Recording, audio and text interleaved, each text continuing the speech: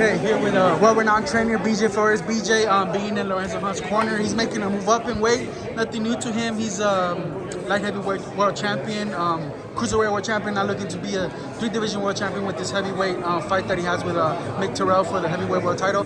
Just tell us how you guys are approaching this fight. Well, I think Lorenzo, he likes to, talk and put on a show, of course, but at the end of the day, he's a worker. He's a family man. He's a bare-knuckle fighter at heart. He's not one of those guys who, says one thing and then does something else when he's home. He's this way all the time. He's always training. He's always working. We're taking Mick Terrell very seriously. We know he's a big challenge. He's a big man. We got to be careful, but we just feel like Lorenzo's got something special, and he's been able to defeat everybody in front of him. So it's going to be a great opportunity for both men. That's an elite bare-knuckle fighter right there. You've worked with elite professional boxers and then elite social influencer fighters like Jake Paul. Yep. What's different, man, and all that? And how do you balance it out and make sure they're getting the proper training? Well, I think obviously this is a little different than influencer fighting. I mean, Lorenzo's been doing a sort of combat his entire life, so his background is in this. So this is kind of like a fish in water for Lorenzo. When you're working with influencers, you kind of have to teach them how to behave when you start, how to set the routine, how to follow a program, how to be disciplined, how to show up every day. But the influencers, they also show up with a lot of energy. These guys want to work, they want to be taught the right way to do it. They just don't have the background like Lorenzo and some of the other guys said. But this is an exciting event. Obviously, we got Mario Lopez here, David Feldman, BKFC, bringing the event to California. It's very exciting, and we're excited to be a part of it. So we're looking to put on a show. Yeah. Speaking of Jake Paul, man, you trained him for like his first 5 fights, 6 fights. 7 fights, yeah. 7 fights. All the way to Tommy Fury last year. Yeah. He's going into this Mike Tyson fight with the whole new team.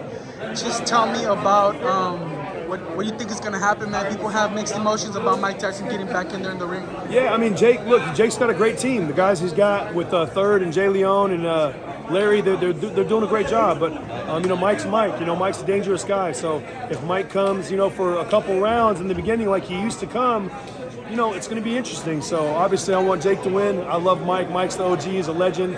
I got to pull for Jake. But with that being said, he's got to be careful early. It's going to be an interesting fight. Yeah, not to stay stuck on the subject, but do you think Jake has the power to hurt a 57-year-old Mike Tyson? I know Mike still looks sensational in what he's putting up on social media. Yeah. And he's at beginning stages of training, man. Do you think Jake can crack like that to be able to hurt Mike Tyson? Or? Well, Jake doesn't punch like, former heavyweight champions and former heavyweight. He doesn't punch like that. There's no question about it, but he can punch. And at this stage of Mike Tyson's career, he hasn't been consistent. He hasn't been in the ring. I think that's the question. No one's saying that Jake could beat Mike Tyson 25 years ago. No one's saying that. But Mike Tyson now, does he still have enough to go in there and be able to make it interesting? I think he does. I think he's dangerous, a big puncher.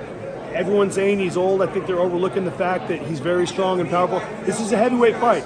George Foreman at 45.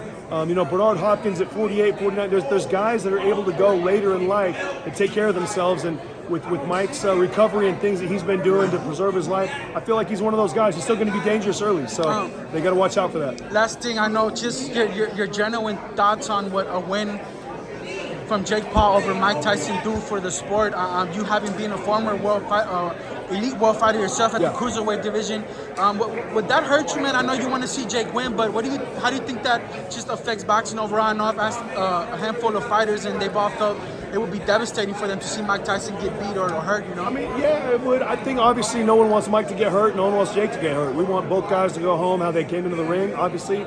But, with that being said, like I said, if Jake were to be able to somehow pull it off against Mike, then it shows kids all over the world that anything's possible. You can chase your dreams, you can follow your dreams.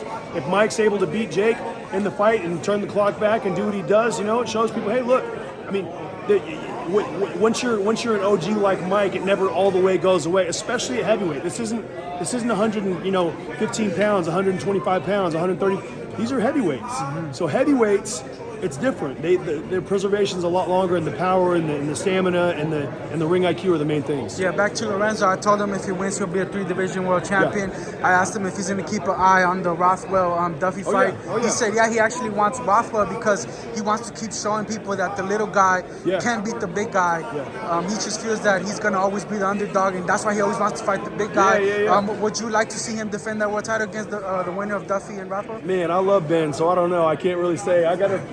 Maybe, yeah, but I want to focus on Lorenzo versus Mick Terrell. We got our hands full with Mick Terrell. We're fighting for the heavyweight championship, so we don't want to get ahead of ourselves and start thinking about who's next. We got to make sure we handle business with him, and then we'll see what happens. Yeah, cool.